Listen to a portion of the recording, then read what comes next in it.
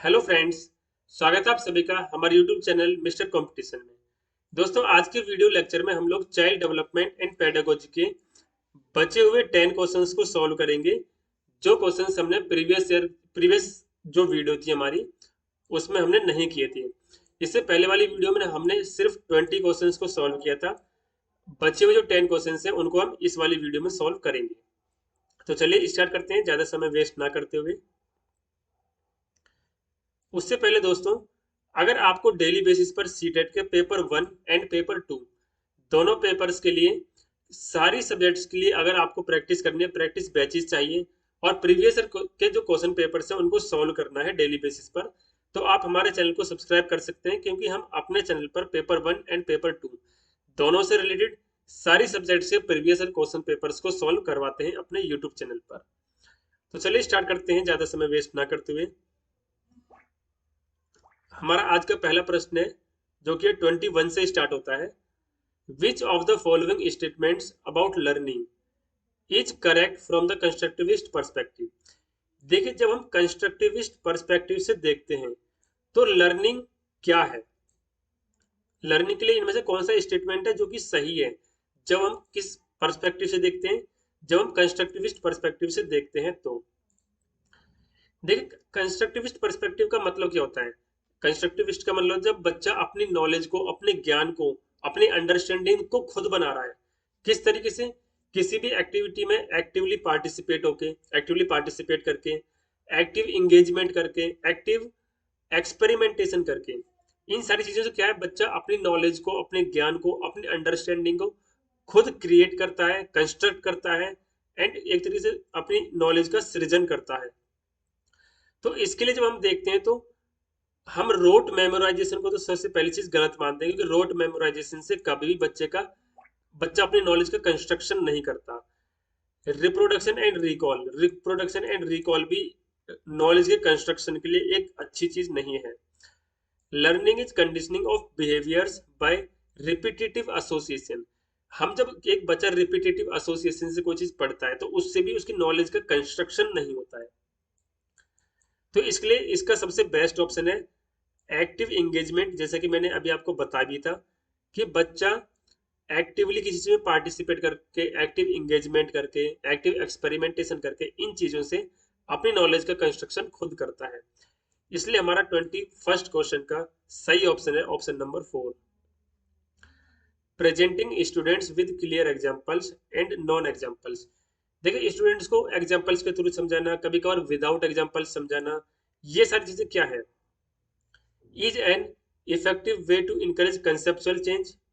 तो बिल्कुल ये एक इफेक्टिव वे है क्या करने के लिए, जो कंसेप्चुअल चेंज है उसको लाने के लिए, कंसेप्चुअल चेंज को इनकरेज करने के लिए एक बहुत अच्छा इफेक्टिव वे है। बढ़ते अपने अगले प्रश्न की ओर। 23rd, repeatedly asking children to engage in learning activities either to avoid punishment or to gain a reward। यानी कि अगर एक टीचर सपोज कीजिए चिल्ड्रन से, अपने स्टूडेंट से बार बार पूछता है कि आप लर्निंग में इंगेज हो, यानी कि आप पढ़िए, पढ़ाई कीजिए, नहीं तो या तो आपको पनिशमेंट मिलेगी या फिर आपको अवार्ड मिलेगा। जैसे कि एक टीचर स्टूडेंट से बोलता है जो बच्चा अच्छे से पढ़ेगा उसको अवार्ड मिलेगा और जो बच्चा अच्छे से नहीं पढ़ेगा उसको पनिशमेंट मिलेगी। तो इस प्रकार का जो बिहेवियर है टीचर का, इस प्रकार का जो चिल्ड्रन से क्वेश्चनिंग करना है, ये किस चीज को कर, मतलब इसका क्या इफेक्ट पड़ेगा बच्चे पर, हमें ये बताना है। तो क्या इससे डिक्रीज, स्टूडेंट्स का जो मोटिवेशन है वो डिक्रीज होगा? बिल्कुल, स्टूडेंट्स का मोटिवेशन डिक्रीज होगा। स्टूडेंट्स का मोटिवेशन इंक्रीज होगा? स्टूडेंट्स का मोटिवेशन इंक्रीज तो बिल्कुल नहीं होना। Would encourage children to focus on mastery rather than performance goals. क्या इस प्रकार का जो बिहेवियर टीचर का, पनिशमेंट एंड रिवॉर्ड वाला, इससे बच्चा मास्टरी कर सकता है किसी चीज में? नहीं कर सकता, ऐसा नहीं है। एंड फोर्थ है decrease children's natural interest and curiosity involve in learning.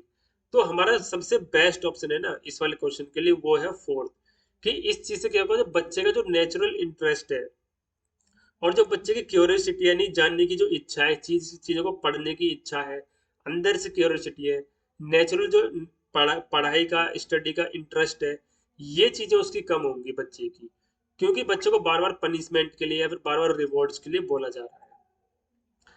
बढ़ते अपने अगले प्रश्न की ओर। 24, विच of the following practices promote meaningful learning. इनमें से वो कौन सी प्रैक्टिसेस हैं जो कि मीनिंगफुल लर्निंग को प्रमोट करती हैं, जिनसे मीनिंगफुल लर्निंग एक स्टूडेंट की कराई जा सकती है। तो सबसे फर्स्ट ऑप्शन है पनिशमेंट। ये तो बिल्कुल भी नहीं होगा, क्योंकि एक अच्छी मीनिंगफुल लर्निंग के लिए हम स्टूडेंट्स को पनिशमेंट देने से बचते हैं। पनिशमेंट के थ्रू किसी भी स्टूडेंट को हम मीनिंगफुल लर्निंग नहीं करवा सकते हैं। Cooperative learning environment. क्या कोऑपरेटिव लर्निंग इन्वायरमेंट एक अच्छी लर्निंग के लिए अच्छा होता है? तो बिल्कुल, हमारा सेकंड ऑप्शन सही है। कंटिन्यूस एंड कंप्रहेंसिव इवैल्यूएशन, बिल्कुल। अगर हमें एक मीनिंगफुल लर्निंग किसी स्टूडेंट को करवानी है तो कंटिन्यूस एंड कंप्रहेंसिव इवैल्यूएशन का होना भी वहां पर काफी जरूरी होता है। तो हमारा थर्ड भी सही होगा, कंस्टेंट कंपैरेटिव इवैल्यूएशन। देखिए, जो हम कंपैरिजन करते हैं ना कभी स्टूडेंट्स में, कि ए ग्रेड स्टूडेंट या बी ग्रेड स्टूडेंट या इंटेलिजेंट स्टूडेंट और जो इंटेलिजेंट नहीं है, इस प्रकार, तो ऐसे कंपैरिजन करना भी हमारा एक नेगेटिविटी शो करता है। इसलिए हमारा 24 के सेकंड एंड थर्ड है सेकंड ऑप्शन में, यानी 24 का जो करेक्ट ऑप्शन है वो है ऑप्शन नंबर सेकंड। दोस्तों, हमने इस वाली वीडियो सीरीज में 21 क्वेश्चन से स्टार्ट किए हैं और हम जाएंगे क्वेश्चन नंबर 30 तक, यानी कि 10 क्वेश्चन इसमें सॉल्व करेंगे। तो आप लोगों को बताना है वीडियो खत्म होने पर, वीडियो के लास्ट में कमेंट बॉक्स में बताना है कि आप लोगों के इन 10 में से कितने नंबर्स बनते हैं। आप खुद सॉल्व करने की कोशिश कीजिए इन्हें और लास्ट में कमेंट बॉक्स में बताइएगा कि आपके 10 में से कितने नंबर आए। देखते हैं 25th क्वेश्चन क्या बोलता है। How can teachers facilitate understanding of complex concept in children. यानी जो कॉम्प्लेक्स कंसेप्ट होते हैं ना, उनकी अंडरस्टैंडिंग को बेटर बनाने के लिए, उनकी अंडरस्टैंडिंग को अच्छे से समझाने के लिए बच्चों को एक टीचर क्या कर सकता है। By delivering a lecture. क्या एक लेक्चर देना एक अच्छा मेथड, एक अच्छा तरीका हो सकता है कि बच्चों को जो कॉम्प्लेक्स कंसेप्ट है उनको समझाना। तो लेक्चर मेथड को हम कभी भी इतना अच्छा तरीका नहीं मानते हैं। बाय ऑर्गेनाइजिंग कॉम्पिटिटिव इवेंट्स करवाने से क्या बच्चे के जो कॉम्प्लेक्स कंसेप्ट हैं उनको समझने में कुछ फैसिलिटीज, कुछ सुविधा होगी? नहीं। By repetitive mechanical drill. तो रिपीटेटिव जो मैकेनिकल ड्रिल है ये भी एक अच्छा ऑप्शन नहीं है। By providing opportunities for exploration and discussion. सबसे बेस्ट ऑप्शन ना हमारा इस प्रकार के जो क्वेश्चंस होते हैं उनमें ये होता है कि बच्चे का जो एक्सप्लोरेशन है, बच्चे के साथ डिस्कशन करना, और सेकंड चीज एक्टिवली किसी चीज में पार्टिसिपेट करना, एक्टिवली एक्सपेरिमेंटेशन करना, ये सारे ऑप्शंस हमारे काफी हद तक बहुत अच्छे ऑप्शंस माने जाते हैं। इसलिए 25th का जो हमारा सही एंड बेस्ट ऑप्शन है वो है फोर्थ, यानी bye providing opportunities for exploration and discussion. हमारा नेक्स्ट प्रश्न है 26। A primary school teacher can encourage children to become effective problem solvers by। जो एक स्कूल टीचर है प्राइमरी का, वो बच्चों को इनकरेज कर सकता है किस चीज के लिए? एक इफेक्टिव प्रॉब्लम सॉल्वर बनने के लिए। अब देखते हैं हम किस प्रकार से वो कर सकता है। फर्स्ट है offering materialistic rewards for every small task. यानी कि छोटे छोटे टास्क के लिए मटेरियलिस्टिक रिवॉर्ड्स देगा।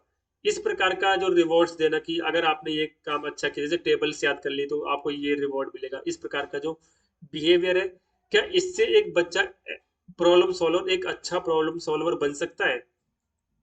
ये एक अच्छा ऑप्शन नहीं है, क्योंकि नॉर्मली जो रिवॉर्ड्स देना, मटेरियलिस्टिक जो रिवॉर्ड्स होते हैं वो कुछ कम समय के लिए ही किसी बच्चे को मोटिवेटेड रख सकते हैं। नेक्स्ट है emphasizing only on procedural knowledge. क्या सिर्फ जो प्रोसीजरल नॉलेज है उस पर एम्फेसाइज करके? तो ये भी एक अच्छा ऑप्शन नहीं है। Dismissing and penalising incorrect answers.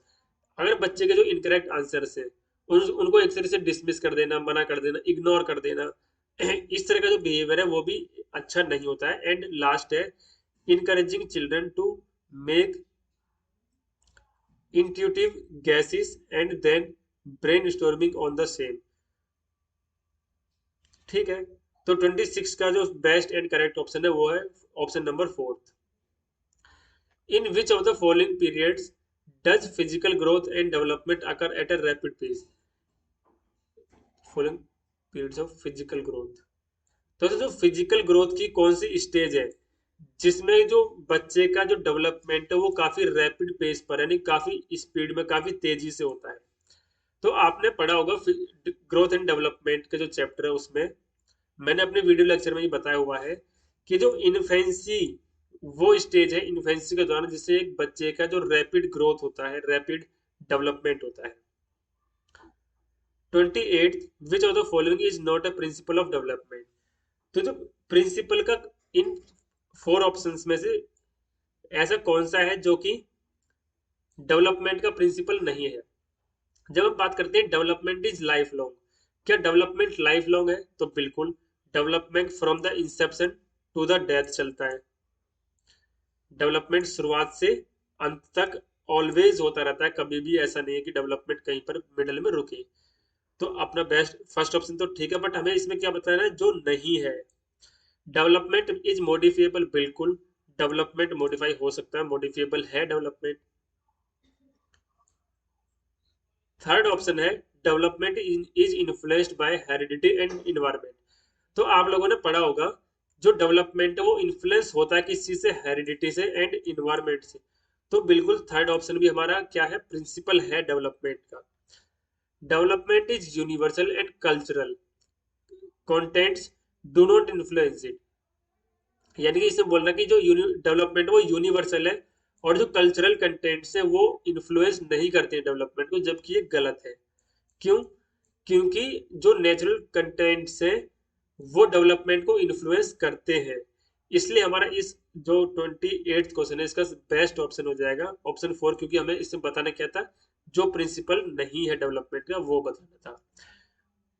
बढ़ते अपने अगले एंड 29th क्वेश्चन की ओर। The primary cause of individual variations is, जो इंडिविजुअल वेरिएशंस होते हैं यानी कि एक बच्चा है एंड दूसरा स्टूडेंट है और दूसरा स्टूडेंट है, दो स्टूडेंट्स के बीच में क्या है? इंडिविजुअल वेरिएशंस यानी कि इंडिविजुअल डिफरेंसेस हैं, कुछ ना कुछ असमानताएं हैं। अब इन असमानताओं का कारण क्या होता है? The genetic code received by the individuals from birth parents, जो जेनेटिक कोड जो कि रिसीव्ड हुआ है किसी इंडिविजुअल को from the parents from the birth, तो बिल्कुल वैसे बर्थ इफेक्ट करती है, बट हम और भी ऑप्शंस देखते हैं कि आपसे हमें इससे भी बेस्ट ऑप्शन मिले। द इनबोर्न कैरेक्टरिस्टिक्स, जो इनबोर्न जो कैरेक्टरिस्टिक्स हैं। द इन्वायरमेंटल इन्फ्लुएंस, जो इन्वायरमेंट से जो इन्फ्लुएंसेस होते हैं, किसी बच्चे को किस प्रकार का इन्वायरमेंट मिल रहा है, इस चीज पर भी बच्चे के जो इंडिविजुअल डिफरेंसेस है वो आते हैं। एंड हम फोर्थ देखते हैं the complex interplay between the heredity and the environment. अब देखिए हम देखते हैं जो हमारा फोर्थ ऑप्शन है ये हमारा इसका करेक्ट ऑप्शन है। क्यों? क्योंकि इसमें हमने हेरिडिटी एंड इन्वायरमेंट दोनों के जो इंटरप्ले है इसकी बात कर दी है, इसलिए हमारा इन सारे ऑप्शंस में से बेस्ट ऑप्शन है ऑप्शन नंबर 4। तो दोस्तों हमारा आज की वीडियो का ये लास्ट क्वेश्चन है, क्वेश्चन नंबर 30। चलिए इसको सॉल्व कर लेते हैं ज्यादा टाइम वेस्ट किए बिना, और इसके बाद में आपको कमेंट बॉक्स में कमेंट करके बताना है कि आपके आउट ऑफ 10 इस वाली वीडियो लेक्चर में कितने आपके मार्क्स रहे। Which of the following are examples of secondary socialisation agency? तो इनमें से कौन से हैं जो कि सेकेंडरी सोशलाइजेशन एजेंसी के एग्जांपल्स हैं? जैसा कि हमने आपको बताया हुआ है, सेकेंडरी जब भी आपके पास में देखिए सेकेंडरी आता है, जो सोशलाइजेशन एजेंसीज होती हैं, सोशलाइजेशन एजेंसीज का सेकेंडरी सोशलाइजेशन एजेंसीज होती हैं school and media, option number 3। तो दोस्तों ये थी हमारी आज की वीडियो।